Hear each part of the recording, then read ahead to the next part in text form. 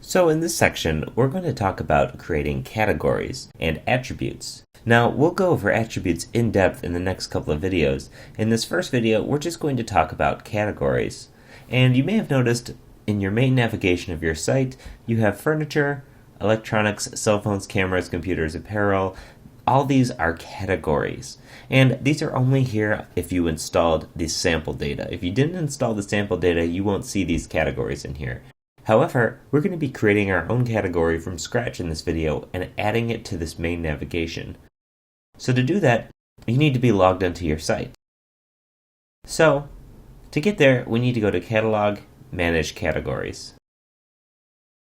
Now, if we click on the root category, you'll see it loads it up here. It shows its name and ID up top here, and you can change its name. However, root category is fine at this point.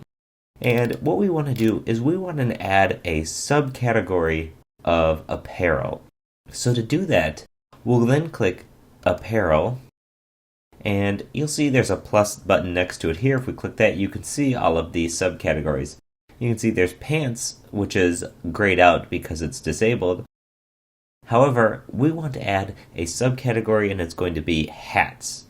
So if we select apparel, you can see it's loaded up by saying apparel up top here. We can then click Add Subcategory.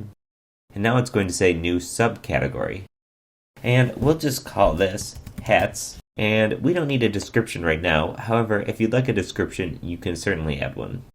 We also don't have an image or anything like this. For the page title, we're just going to say Hats as well. And we don't need any meta description right now. However, when finishing up your site, you're going to want to have a description in these. And let's select Is Active, and we'll select Yes. And that's pretty much all we need to do right now. If we click Save Category,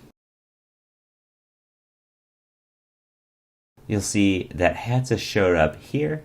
And let's come to our home page and refresh. Now if we hover over apparel, you can see we have a new category here. If we click hats, it's going to tell us there's no products matching hats. Well, we're going to change that in the future by creating an attribute set for hats and creating our attributes and everything. And then we're going to create products for hats, which is going to populate this page. However, we have created a category. In the next video, we're going to talk about further modifying these categories.